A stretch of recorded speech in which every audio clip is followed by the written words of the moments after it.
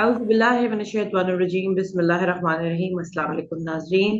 قائم T V Canada سے بطور زہرا پیام قرآن لے کر حاضر ہیں۔ پیام قرآن میں آج جو سورہ ڈسکس ہوگی، جس کی اب ہم ڈیلی بیسس پہ تفسیر کریں گے، وہ ہے سورہ روم۔ تو چلتے ہیں اپنی مہمان کی طرف، محترمہ سیما زیدی صاحبہ، السلام علیکم۔ وعلیکم السلام ورحمۃ اللہ وبرکاتہ۔ آج آپ کیا بتا رہی ہیں ہمیں سورہ روم کے بارے میں؟ اعوذ باللہ من الشیطان الرجیم، بسم اللہ الرحمن الرحیم، الحمد للہ رب العالمین، والصلاة والسلام علی محمد وآلہ الطیبین الطاہرین۔ اللہ حافظ۔ عزیزان گرامی، اس سورہ مبارکہ کا جو ہم نے انتخاب کیا ہے وہ اس لیے کیا کہ چونکہ ماہ رمضان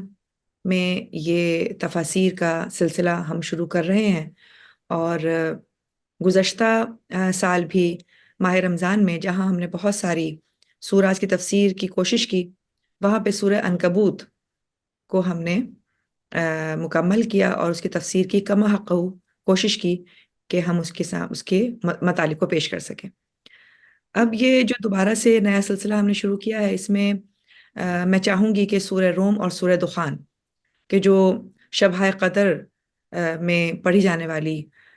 عظیم ترین سوراز میں شامل ہے، اور ان کو پڑھنے کا بہت زیادہ تاکید بھی ہے اور بہت زیادہ ثواب بھی ہے۔ آغاز ہم کرتے ہیں سورہ روم سے، اور سورہ روم وہ سورہ ہے کہ جو 21 پارے میں موجود ہے، اور اس سورہ میں بیسیکلی 60 آیات ہیں، اور یہ سورہ مکی سورہ ہے۔ اور جب یہ ہم کہتے ہیں کہ یہ سورہ مکی ہے تو اصل میں پہلے ہی یعنی تھوڑا بہت اندازہ ہو جاتا ہے اس سورہ کے مطالب کے بارے میں، اس لیے کہ مکی سوروں میں وہ مطالب پیش کیے گئے ہیں جن میں عقائد کے اوپر زیادہ بات چیت کی گئی، اس لیے کہ اوائل اسلام، ابتدائے اسلام کی باتیں ہیں، تو اس میں بنیادی طور پر مسلمانوں کو عقائد کے بارے میں مضبوط کرنا اور ان کے عقائد کی تکمیل کرنا، اس حوالے سے پروردگار عالم نے ان سوروں میں جن ابحاث کو ذکر کیا ہے ان میں زیادہ تر مبدا کے بارے میں، یعنی کہ ابتدا کے بارے میں، معاد کے بارے میں یعنی قیامت کے بارے میں بحث کی گئی ہے۔ ابتدا کے بارے میں آپ یہ بھی کہہ سکتے ہیں کہ توحید کے بارے میں، یا انسان کی ابتدائی خلقت کے بارے میں کہ کس طرح سے اس کی خلقت کا آغاز ہوا۔ اس طرح سے شرک کے ساتھ جو ایک مبارزہ کیا گیا، یعنی دلائل کے ساتھ اور منطقی انداز میں شرک کی جیسی عظیم ظلم کو، یعنی عظیم گناہ کو ڈسکس کیا گیا، اور اس کو کہا گیا کہ کس طرح سے یہ غیر منطقی ہے، اور قیامت کی طرف توجہ دلائی گئی۔ اسی طرح سے بروز قیامت اعمال کی جزا اور سزا کے بارے میں گفتگو کی گئی۔ تو یہ بہت ساری باتیں ہیں جو کہ عقائد کے اوپر بیس کرتی ہیں، اور سورہ روم کے اندر اس بات کا تذکرہ موجود ہے۔ جی، اگر ہم اس کی فضیلت کی طرف آئیں پہلے، اور اس کے بعد اس کے مطالب کی طرف آئیں، تو امام جعفر صادق علیہ السلام سے ایک حدیث منقول ہے جس میں آپ نے فرمایا کہ جو شخص بھی ماہ رمضان کی 23ویں شب میں سورہ عنکبوت اور سورہ روم پڑھے گا، قسم بخدا وہ اہل بہشت میں سے ہے، اور میں اس کلیے میں کوئی استثناء نہیں کرتا، یعنی ایسا نہیں کہ کوئی اس میں کوئی استثنائی حیثیت ہے کہ کسی اس کے علاوہ باقی سب نہیں، جو پڑھے گا اور وہ اہل بہشت میں سے ہے۔ اور ان دو صورتوں کی خدا کے نزدیک بہت بڑی وقت ہے۔ اسی طرح جناب رسول خدا صلی اللہ علیہ وآلہ وسلم سے ایک اور حدیث اسی طرح سے منقول ہے کہ آپ فرماتے ہیں کہ جو شخص بھی سورہ روم کو پڑھے گا اسے ہر اس فرشتے کے حسنات کے مقابل جو زمین اور آسمان کے درمیان خدا کی تسبیح کرتا ہے 10 گنا اجر ملے گا، اور جو کچھ اس نے رات یا دن میں تلف کیا ہے اس کی بھی تلافی ہو جائے گی۔ یعنی یہاں پر نہ صرف یہ کہا گیا کہ وہ تمام فرشتے جو زمین و آسمان کے درمیان موجود ہیں، وہ سب کے سب مل کر جو جو نیکیاں کر رہے ہیں، اس حوالے سے کہ وہ تسبیح و تقدیس کر رہے ہیں، ظاہر بات ہے ان کے تو ایک ایک لمحہ خدا کی عبادت میں صرف ہو رہا ہے، اس سے بھی 10 گنا زیادہ اس پڑھنے والے کو، اس قاری کو پروردگار عالم نے ثواب دینے کا وعدہ کیا ہے۔ صحیح۔ اور اس کے علاوہ یہ بھی ہے کہ اگر کوئی چیز تلف ہو جائے، یعنی کوئی چیز ایسی رہ جائے اس شخص سے اس دن میں، تو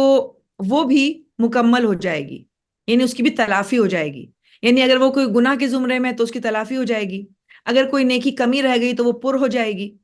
تو اس طرح سے مکمل طور پر جو ہے وہ پر ہو جائے گا وہ شخص، یعنی گناہ سے صحیح۔ دور ہو جائے گا اور حسنات سے قریب ہو جائے گا۔ تو لیکن یہاں پہ پھر وہی بات ہے کہ علماء یہی کہتے ہیں کہ یہ جو ثواب ہم ذکر کرتے ہیں احادیث کی روشنی میں ان کے ذریعے سے، تو لازمی سی بات ہے کہ وہ شخص کہ جو توحید خدا پر ایک کامل یقین رکھتا اور بروز قیامت عدل و انصاف کا بالکل اس پر مکمل طور پہ عقیدہ رکھتا ہو، ایک مضبوط دلیل کے ساتھ اور ایک مضبوط عقیدے کے ساتھ اپنے دل میں راسخ رکھتا ہو قیامت کا عقیدہ۔ اس لیے کہ دیکھیں، قیامت کا عقیدہ وہ عقیدہ ہے کہ جس کی بیس پر نہ دنیا میں جو بھی ہم کام کر رہے ہیں وہ اس پر بیس کرتے ہیں۔ اگر ہمارے دل میں قیامت کا عقیدہ مضبوط ہوگا تو پھر ایک ایسا خوف خدا دنیا میں ہمارے دل میں جاگزی کرے گا کہ جو اس کی عظمت اور جلالت کے ذریعے سے ہمیں کبھی بھی گناہوں کے قریب نہیں لے کر جائے گا، ہمیں ہمیشہ نیکیوں میں سبقت لے جانے کی کوشش کرے گا، اور اس طرح سے ہم دنیا میں اپنے ان اعمال کو بجا لانے میں مصروف رہیں گے کہ جن کا اجر ہم قیامت میں پروردگار عالم سے مانگنے کے لیے تیار ہوں گے۔ تو صحیح۔ کہتے ہیں کہ ظاہر بات ہے وہ شخص کہ جو اس قسم کا عقیدہ رکھتا ہو، اپنے آپ کو ہمیشہ خدا کی محافظت میں دیتا ہو،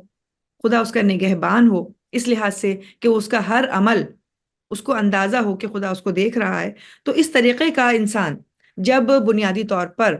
ان سوراز کی تلاوت کرتا ہے تو یقیناً پھر وہ ان ثواب کو اور ان مطالب کو بھی حاصل کرتا ہے۔ اور یہاں پر اس پروگرام کا مقصد بھی یہی ہے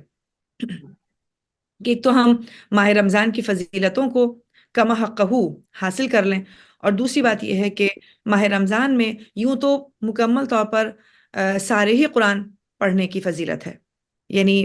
بہار قرآن کا مہینہ ہے، لیکن اگر اس میں بھی پروردگار عالم کچھ سوروں کو امتیازی حیثیت دے دے اور کہے کہ کچھ نہ پڑھو لیکن یہ ضرور پڑھ لو، یعنی اگر یہ والی کیفیت آ جائے، اور وہ بھی اس رات کے اندر کہ جو شب قدر والی رات ہو، کہ جس رات کی فضیلت 80,000 مہینوں سے بہتر ہو، سالہ سال کی عبادتوں سے بہتر ہو، اس رات میں اگر کوئی عمل پروردگار عالم کے نزدیک جو ہے وہ افضلیت رکھتا ہے، اور وہ عمل یہ ہو کہ ہم ان سورہ کی تلاوت کریں، تو آپ جان سکتی ہیں کہ اس سورے کے مطالب کس قدر اہم ہوں گے، کہ جن کی طرف پروردگار عالم نے تلاوت کے ذریعے اس شخص کو توجہ دلائی کہ جب انسان تلاوت کرے گا تو پھر اس کے دماغ میں خیال آئے گا، یہ جستجو ہوگی کہ دیکھیں تو صحیح کہ اس سورے کے اندر وہ کیا بات ہے کہ جس کی طرف پروردگار عالم نے ہماری توجہ مبذول کرانے کی کوشش کی ہے۔ اور اب یہاں پر میں ان مطالب کی جب بات کروں کہ ان مطالب میں اس سورے میں کون کون سے ایسے مطالب ہیں کہ جو بیان کیے گئے ہیں، تو در حقیقت مجھے تفسیر نمونہ میں وہ خلاصتاً وہ چیزیں نظر آئیں کہ اس میں علماء یہ کہتے ہیں کہ در حقیقت اس سورے کے مضامین کو 7 حصوں میں خلاصہ کیا جا سکتا ہے، یعنی 7 ایسے پورشنز ہیں یا 7 ایسے عنوانات ہیں جن عنوانات پر پروردگار عالم نے بات چیت کی ہے۔ اس میں سے پہلا جو ٹاپک ہے اس میں آئندہ ہونے والی جنگ کے بارے میں، جو اہل روم کے ساتھ ایرانیوں کی جنگ تھی اس کے اوپر بات ہوئی، اور ایک یعنی سمجھے پیشن گوئی کی گئی کہ کس طرح سے اس جنگ کا خاتمہ ہوگا اور کس کس طرح سے کس کو شکست یا کس کو فتح ہوگی، اس طریقے کی بات ہوئی۔ اور چونکہ اس گفتگو میں، اس عنوان میں زیادہ تر انٹرسٹ چونکہ مسلمانوں کا تھا، اور مسلمان ایک فریق کی طرف اپنا جھکاؤ رکھتے تھے، لہذا ان مسلمانوں کے عقیدے کو مضبوط کرنے کے لیے اور توحید پر ان کے عقیدے کو اور زیادہ یعنی مؤثر کرنے کے لیے پروردگار عالم نے ایک پیشن گوئی اس سورے میں کی کہ اہل روم کے ساتھ کیا ہونے والا ہے، اس لیے کہ اہل روم کے ساتھ مسلمانوں کا جھکاؤ تھا، اور اس کے بعد آگے تفصیل ہم انشاءاللہ جب ہم کریں گے۔ اس کے بعد دوسرا عنوان جو اس سورے میں پیش کیا گیا ہے وہ ہے بے ایمان افراد کا طرز فکر، یعنی وہ لوگ جو ایمان نہیں رکھتے، یا یوں سمجھیں کہ بظاہر ایمان کا اقرار کر لیتے ہیں اور ایمان ان کے دلوں میں راسخ نہیں ہوتا، ان کا طرز فکر کیا ہوتا ہے، ان کے صحیح۔ حالات کی کیفیت کیا ہوتی ہے، اور بروز قیامت کس کس طرح سے ان کو ان کی بدعمالیوں کی سزا اور عذاب الہی سے ڈرایا گیا، یہ باتیں پروردگار عالم نے ڈسکس کی ہیں۔ پھر تیسری چیز جو تیسرے عنوان کے طور پر اس سورے کے اندر موجود ہے وہ یہ کہ خدا کی عظمت کا ذکر، کہ خدا کی کیا کیا نشانیاں موجود ہیں۔ دیکھیں، نشانیوں کی جب ہم بات کرتے ہیں نا، تو نشانی کسی مقام کا، کسی شخصیت کا، کسی منزل کا پتہ دیتی ہے۔ ہم جب راستے میں کسی یعنی کوئی راستہ طے کر رہے ہوتے ہیں، کوئی سفر طے کر رہے ہوتے ہیں، تو اب اگر ہمیں اس سفر پر دوبارہ آنا ہو تو ہم کیا کرتے ہیں کہ ہم اس راستے میں کچھ نشانیاں رکھ لیتے ہیں، تاکہ جب جب وہ نشانیاں ہمارے سامنے سے گزریں تو ہم یہ پہچان لیں کہ ہاں ہم صحیح راستے پر ہیں اور ہم بھٹکے ہوئے نہیں ہیں۔ تو کوئی انجان راستہ جب ہوتا ہے تو اس کے لیے جب کوئی نشانی رکھی جاتی ہے تو وہ اس منزل کا پتہ دیتی ہے۔ جو نشانیاں پروردگار عالم نے اپنے بارے میں عرض کی، اس کا مطلب یہ وہ نشانیاں ہیں کہ جن کو دیکھنے کے بعد، جن کے بارے میں فکر کرنے سے ہمیں خدا کا پتہ چلتا ہے، ہمیں خدا کی عظمت کے بارے میں پتہ چلتا ہے۔ تو پروردگار عالم نے بہت ساری ایسی چیزیں ڈسکس کی جس میں یہ کہا کہ یہ میری نشانیوں میں سے ہے، یعنی اس کا وجود مبارک بظاہر تو کسی نشانی کا محتاج نہیں ہے۔ یہ جیسے ہم کہتے ہیں نا کہ اظہر من الشمس، جس طرح سے سورج جب نکلتا ہے تو کسی کو بتانے کی ضرورت نہیں کہ سورج نکل آیا، اس صحیح کی بات ہے۔ روشنی پکار پکار کر کہتی ہے کہ سورج موجود ہے۔ بالکل اسی طرح خدا کا موجود ہونا بالکل اسی طرح واضح ہے، معین ہے، اور اس کے لیے ضرورت نہیں ہے کہ وہ مثالیں دے، لیکن وہ ایک عادل ذات ہے جو دلیل کے ساتھ، برہان کے ساتھ بات کرنے والا ہے۔ اس نے ہمیں بھی عقل دے کر برہان کے ذریعے اپنی زندگی کو گزارنے کی تنبیہ کی ہے۔ تو اس نے اپنی ذات کے بارے میں بھی، اپنی عظمت کے بارے میں بھی مختلف نشانیاں پیش کی۔ کیا کہنا ان نشانیوں کا جنہیں پروردگار عالم نے چنا خاص طور پر، اور اس کو اپنے وجود کی نشانی کے طور پر پیش کرنے کے لیے مثال پیش کی۔ جس چیز کو بھی پروردگار عالم اپنے قریب کر لیتا ہے، اس کا درجہ، اس کی اہمیت بہت واضح ہو جاتی ہے اور بہت زیادہ بڑھ جاتی ہے۔ تو انشاءاللہ ہم اس سورہ میں ان نشانیوں کو بھی ڈسکس کریں گے کہ جو اس کے وجود کے بارے میں پتہ دے رہی ہیں۔ اور چند اگر آپ کے سامنے میں پیش کروں مثال کے طور پر، جیسے آسمان و زمین، یا انسان کا وجود، یا موت سے حیات کی طرف جانا، یا حیات سے موت کی طرف جانا، دونوں طرف جو ہے وہ پروردگار عالم کی نشانی موجود ہے۔ یا مثال کے طور پر خاک سے، مٹی سے انسان کی پیدائش کا ہونا، یا نظام زوجیت کا ہونا، اور رابطہ محبت کا ہونا، یا مثال کے طور پر رات کے وقت نیند کا آنا، یہ خود ایک بہت بڑی نعمت ہے جو پروردگار عالم نے انسان کو عطا کی ہے۔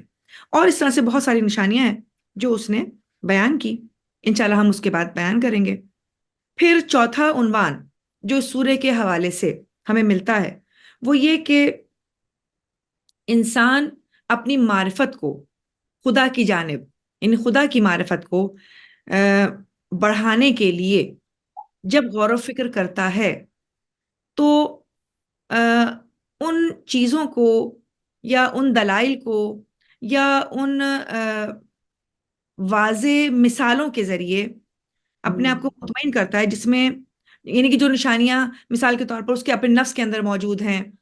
پورے آفاق کے اندر موجود ہیں، زمین و آسمان کے اندر موجود ہیں، اور جی ان نشانیوں کے ذریعے، ان مثالوں کے ذریعے، ان مخلوقات کے ذریعے پروردگار عالم کی طرف اس کی معرفت بڑھنے لگتی ہے۔ اور توحید جو کہ ایک فطری امر ہے، جو کہ انسان کو فطری طور پر اپنی طرف بلا رہی ہے، وہ واہ انسان کے اندر راسخ ہوتی چلی جاتی ہے۔ تو یہاں پر ان دلائل کا ذکر کیا گیا ہے جو انسان کی معرفت کو بڑھانے کے لیے اس کے لیے کمک کے طور پر اس کے کام آ سکتے ہیں۔ اس کے بعد پانچویں چیز کہ جس میں دوبارہ سے پروردگار عالم نے ان بے ایمان افراد کے حالات کو مکرر بیان کیا، اور یہ کہا کہ ان کے گناہوں کے نتیجے میں یہ زمین فساد سے بھر گئی ہے، اور دراصل یہ وہ لوگ ہیں جو زمین میں فساد برپا کرتے ہیں، اور ان کے فساد کی وجہ سے اہل زمین پراگندہ رہتے ہیں، منتشر ہو جاتے ہیں، اور یعنی کہ پریشان کن صورتحال سے گزرتے ہیں۔ اس کے بعد چھٹی صورت یا چھٹا عنوان جو پروردگار عالم نے اس سورے میں دیا وہ یہ کہ سود خوری کی مذمت کی گئی ہے، اور یہ اتنا بڑا گناہ ہے کہ کسی طرح بھی یہ پروردگار عالم کے نزدیک قابل قبول نہیں ہے۔ ٹھیک اور ہے چونکہ اسلام سے پہلے، یعنی سمجھے کہ اسلام کے ظاہری طور پر اعلان سے پہلے سود خوری ایک عام رواج تھا معاشروں میں، تو اس چیز کو ختم کرنا، اس لیے کہ سود خوری میں انسانوں کو غلام بنایا جا رہا تھا، اپنی یعنی ان کی پریشانیوں کو اس وقت پورا کر کے انہیں خرید لیا گیا، اور اس کے بعد منمانی کر کے مسلسل انہیں سود کے ایک ایسے شکنجے میں گرفتار کیا جاتا تھا کہ جس سے وہ کبھی بھی نکل نہیں پاتے تھے۔ یعنی اگر وہ پوری اپنی املاک بھی بیچ دیں تو وہ اس سود کے اس نظام سے نہیں نکل پا رہے ہوتے تھے۔ تو اس طریقے سے پروردگار عالم نے سود خوری کی مذمت بھی کی ہے، اور ساتھ ہی ساتھ وہ جو ایک مشہور آیت ہے جس میں ذوی القربا کے حق کے بارے میں بیان کیا گیا ہے، جس میں علماء اس آیت کو کوٹ بھی کرتے ہیں کہ جو خمس کے حوالے سے آل محمد کے حق کو بیان کرنے کے لیے آئی، تو اس سورہ میں وہ آیت بھی موجود ہے جو خمس کے حوالے سے آل محمد کے حق کے بارے میں بیان کیا گیا ہے۔ وہ ایک بات اس میں تذکرہ ہوا ہے۔ اور اس کے بعد سب سے آخر میں پروردگار عالم نے توحید کے دلائل کے لیے جن نشانیوں کو ذکر کیا، یہاں پر پھر دوبارہ مکرر ذکر ہوا، اور کچھ اور نشانیاں بیان ہوئیں۔ یہ اور ساتواں پوائنٹ دے رہے ہیں آپ؟ جی جی، ساتواں پوائنٹ۔ اور اس توحید کے جی جی، توحید کے کچھ اور مزید حقائق کو بیان کیا گیا دلائل کے ساتھ، اور نشانیوں کو ذکر کیا گیا، اور قیامت سے متعلق ابحاث بھی یہاں پر کچھ ذکر ہوئیں۔ لہٰذا یہاں پر اگر ہم خلاصہ کلام کریں تو یہ کہہ سکتے ہیں کہ اس سورے کے اندر قرآن کی جیسے دوسری صورتیں موجود ہیں اور ان کے اندر بھی دلائل عقلی موجود ہیں، اس سورے میں بھی دلائل کے ذریعے پروردگار عالم نے اپنی جانب انسانیت کو متوجہ کیا ہے، تاکہ وہ لوگ جو ابھی تک بھی توحید سے نا آشنا ہیں آشنا ہو جائیں۔ اور اس سورے میں، اور پھر اس لحاظ سے مطلب یہ پھر ذمہ داری ان قاریان کی بھی ہو جائے گی کہ جو جب اس سورے کو پڑھیں تو ان کے اندر ایک جوش اور ولولہ پیدا ہو، اور وہ ان لوگوں کو، اس انسانیت کو اللہ کی طرف لانے کے لیے اپنے اندر ایک تحریک پیدا کریں،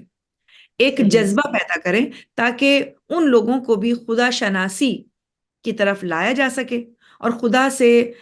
کے قریب کیا جا سکے۔ اچھا، اس طرح سے ایک جو احساس ہے، یعنی مجموعی طور پر انسانی نفس کو تربیت دینا اور اس کو پیراستہ اور آراستہ کرنا، اس حوالے سے کہ اس کے اندر توحید راسخ ہو جائے، اور یہ توحید اس بنا پر کامل درجے پر پہنچے، یا جب قیامت کا تصور اس کے دماغ میں آئے تو ایسا لگے کہ جیسے اس کے سامنے ہی یہ واقعہ رونما ہونے والا ہے یا واقعہ رونما ہو رہا ہے. یعنی واقعی رسول اللہ کی زندگی میں بہت سے ایسے لوگ موجود تھے کہ جن کے اوپر یہ خشیت الہی، یہ خوف خدا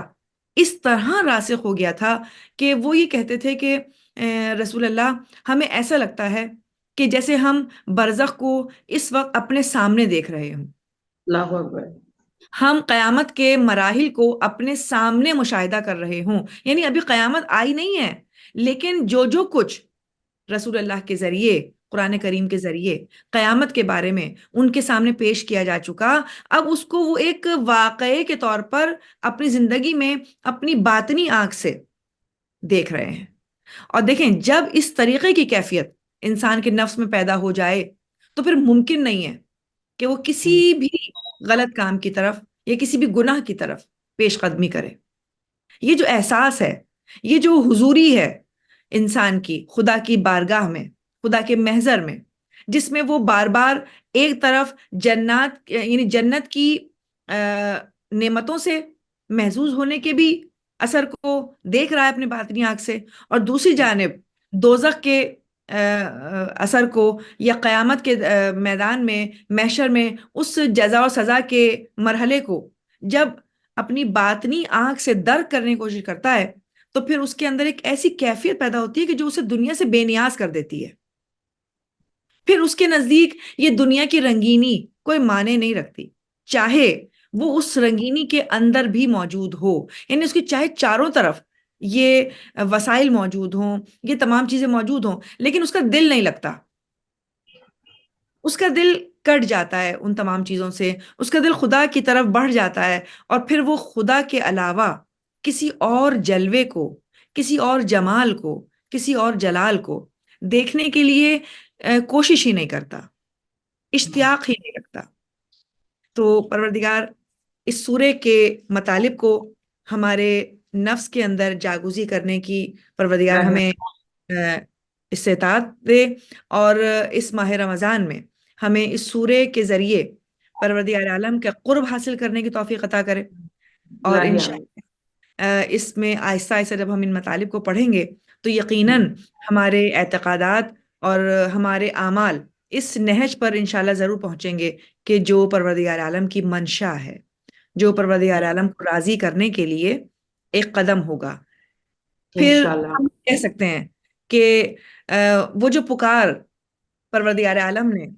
کی ہے، یا ایتھا النفس المطمئنہ، اے نفس مطمئنہ، اس حالت میں میری جانب پلٹ آ کہ تو مجھ سے راضی ہے اور میں تجھ سے راضی ہوں.